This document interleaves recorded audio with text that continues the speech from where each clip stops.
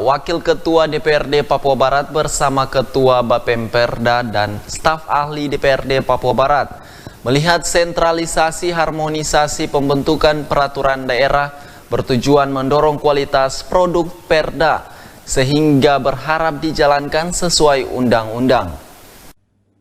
Yang kami hormati, Wakil Ketua DPRD Papua Barat Jungki R. Fonataba SEMM melalui pembicaraan berjaringan bersama Ketua Bapemperda dan staf ahli DPRD Papua Barat melihat tujuan sentralisasi harmonisasi pembentukan Perda yang direvisi dari Undang-Undang Nomor 12 Tahun 2011 bertujuan meningkatkan kualitas Perda sehingga perlu disikapi serius. Kalau saya melihat, memang ini pemerintah pusat menginginkan supaya hal-hal yang barangkali bisa timbul korupsi dan lain sebagainya itu bisa terdeteksi dengan baik supaya tidak terjadi penyelewengan begitu. Tetapi sekali lagi bahwa kondisi daerah harus dimengerti juga oleh pusat sehingga sumber daya manusia untuk tahu tentang hal itu supaya produk-produk daerah itu ketika itu dikonsultasikan itu bisa berjalan lancar. Ketua Bapemperda DPRD Papua Barat Karel Murafer SHMA melihat tujuan sentralisasi harmonisasi pembentukan Perda hanya menyasar Raperda yang diusulkan eksekutif, sehingga tidak melihat hambatannya terhadap Raperda yang diinisiatifkan Dewan.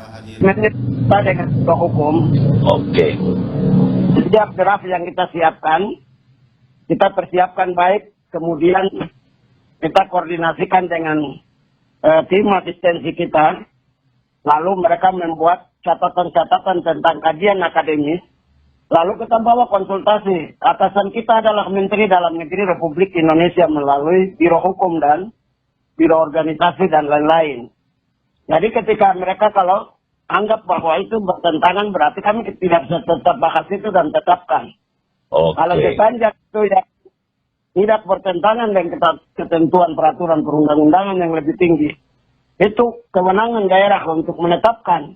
Supaya bagaimana kita menggali sumber-sumber penerimaan itu sebagai salah satu biaya untuk membiayai APBD kita setiap tahun berjalan. Betul. Dasar apa kita melakukan pemungutan kalau kita selalu menggantungkan diri kepada pemerintah pusat dalam hal ini.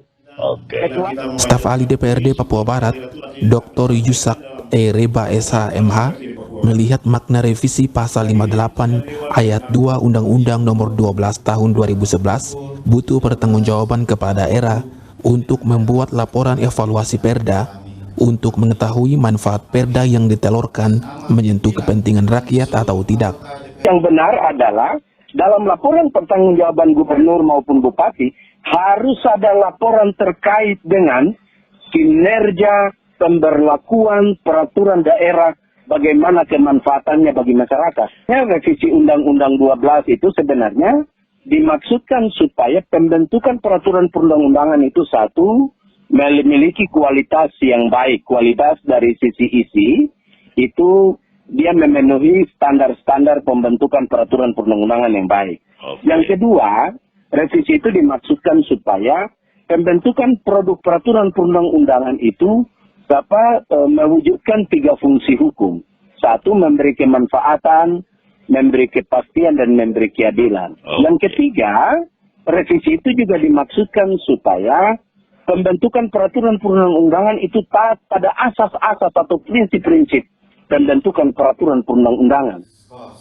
Selain sentralisasi harmonisasi pembentukan Perda yang disepakati DPR dalam revisi Undang-Undang Nomor 12 Tahun 2011 tentang pembentukan peraturan perundang-undangan yang tadinya hanya di Kementerian Dalam Negeri, kini kewenangan harmonisasi menjadi kewenangan urusan Kementerian Hukum dan HAM.